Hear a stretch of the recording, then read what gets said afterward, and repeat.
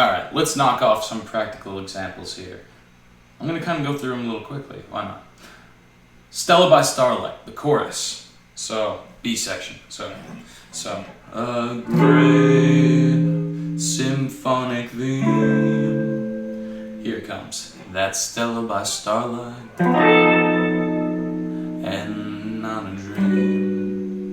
So that, in this case, we're using we're using 7-flat-5 as a backdoor dominant to lead us into our one chord. So you can always use a 7-flat-5 a full step below your one chord. It'll always sound good. I use this in one of my own songs. Check this out. Don't worry about the whole progression, just listen to the end, how it brings you back.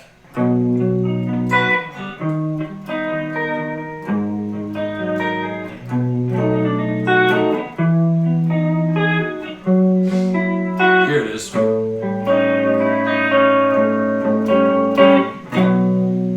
So I feel like it has a very mysterious sound to it when you use it as a backdoor dominant. So if you're going for a kind of mystique, it sounds kind of like a 4 minor chord, right? I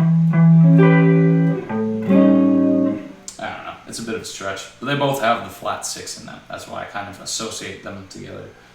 Alright, second example, Old Devil Moon. I'm thinking of the Chet Baker version. So let's run through it.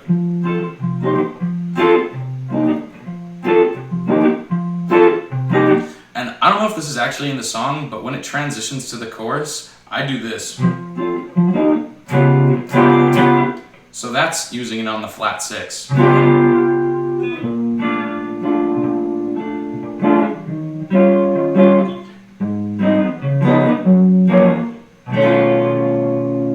So you can use it on the tritone as well, or the sharp 4, to lead into a 1 chord.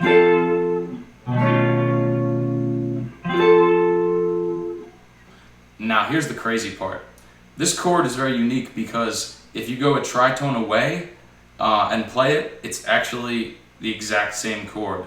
So the inversion, this chord only has 2 inversions instead of 4. So this chord here is the same as this one. So you can actually go.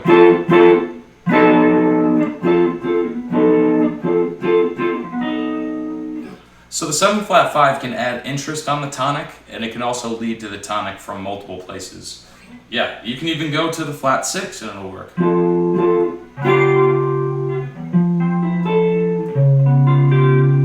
So it's a really versatile chord, and it has different functions depending on where you use it.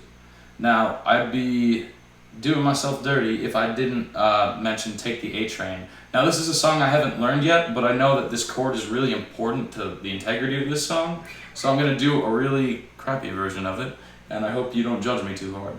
So the chord, I don't know the rhythm that well, so it's A flat major to B flat 7-flat-5. So the reason they did this is because it kind of sounds like a train horn, which I just think is so cool. So.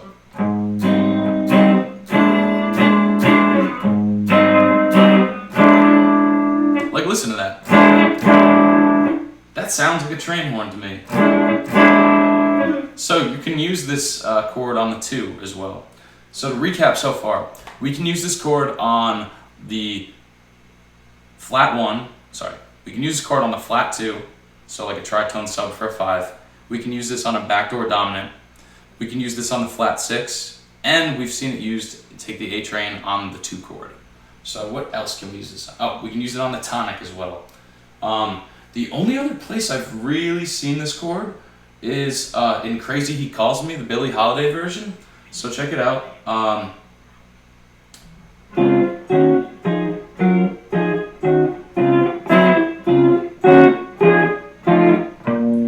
Here it's coming up. Crazy He Calls Me. So that's on the 5 chord actually.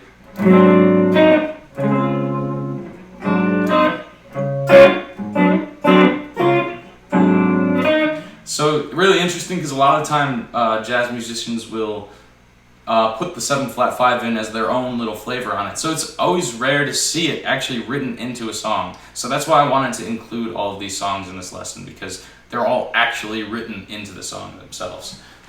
So yeah. Crazy He Calls Me. Oh, And now I finally remember the best example, The Girl from Ipanema. The chorus to that is...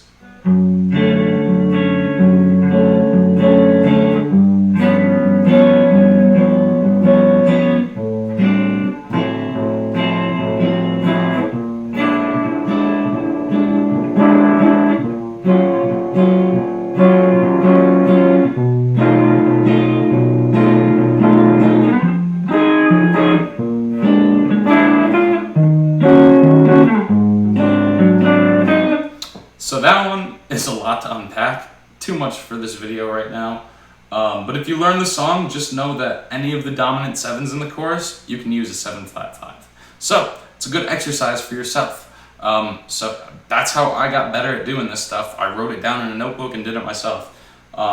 And so that's why I don't want to spoon feed you everything. It's actually better if you use your brain. And you know, it'll be a little bit difficult at first, but you'll memorize it. And you'll be able to use it in your own songs and help you analyze chat standards. Anyway, I think that was a little long-winded. Sorry if it was a bit distracted. That's just the kind of person I am. But yeah, anyway, let me know what you think in the comments. What's your favorite way to use the 7-flat-5 chord, or what song do you like it in the most? Anyway, catch you next time.